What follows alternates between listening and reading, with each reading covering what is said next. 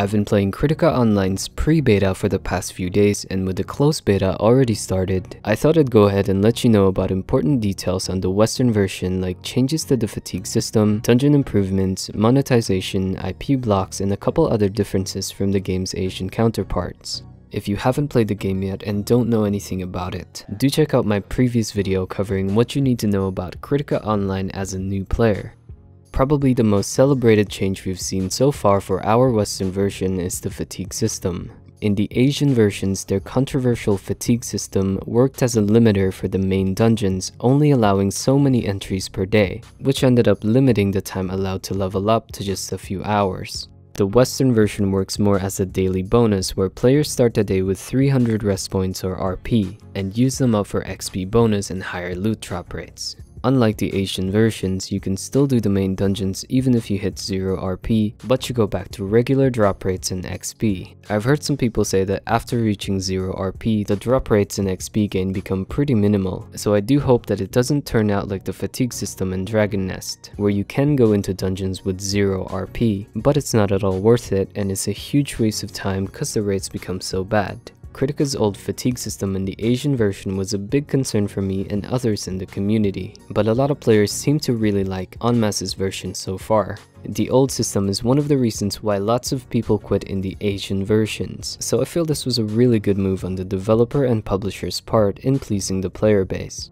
They also increased the difficulty of dungeons, which are now called danger zones. The difference in difficulty between C and our version was very apparent in the early levels that I got to play in the pre-beta, and Raptor, the admin of the Kritika community Discord, tells me the difficulty increases even greater in the higher levels, making it the most difficult out of all the versions of the game so far, with monsters having significantly higher HP and attacks. They've tuned their insane difficulty mode to provide extremely tough challenges, and En Masse is actively asking for feedback on its difficulty and balance on the forums. This is pretty good since one of my complaints when I played the Southeast Asian version was how easy I was going through the danger zones. With the removal of the old fatigue limitations, the dungeons taking more time and effort serves as a pretty good method for En Masse and the developers to have some control on level progression.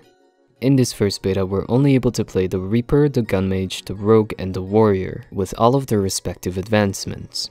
En Masse Entertainment has mentioned that they plan to balance the core version first before adding in the last 3 classes, so I don't think it's likely for us to see Noblia, Eclair, and the Monk till after the open beta, but they seem to have done quite a lot already with all of the playable classes and many NPCs well voice acted, as well as the addition of an improved enhancement system, so it wouldn't really surprise me if we end up seeing the new classes much before that.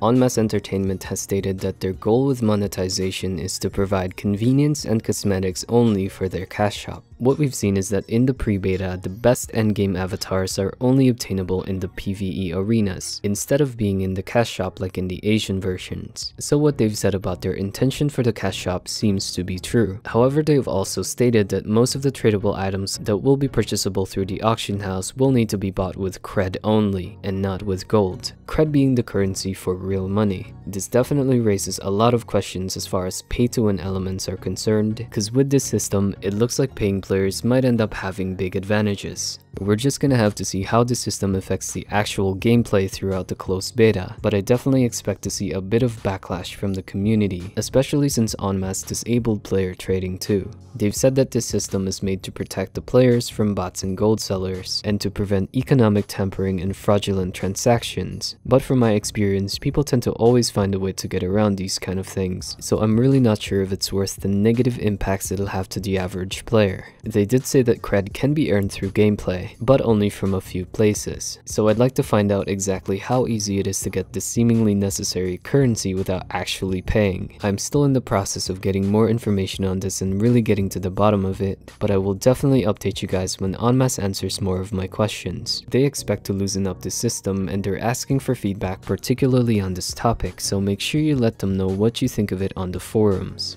I'll have all the links to everything I refer to in the description. They've also released an FAQ a few days ago telling us some new and important information. The NA server will be located in Chicago and the European servers will be in Germany. With ping having a pretty big effect on the combo-dependent PvP of Kritika, the NA server being in the middle of the country means no side will be shafted, which is really good. The game will also be under an IP block allowing only North America, South America, Europe, Russia, Australia, the Middle East, and North Africa to play. I'm not so sure how I feel about that since one of the main demographics for this game is Southeast Asia, but there are already multiple versions of this game for that region, and I'm sure En Masse Entertainment's got contractual agreements and wouldn't want to have negative effects on the other versions.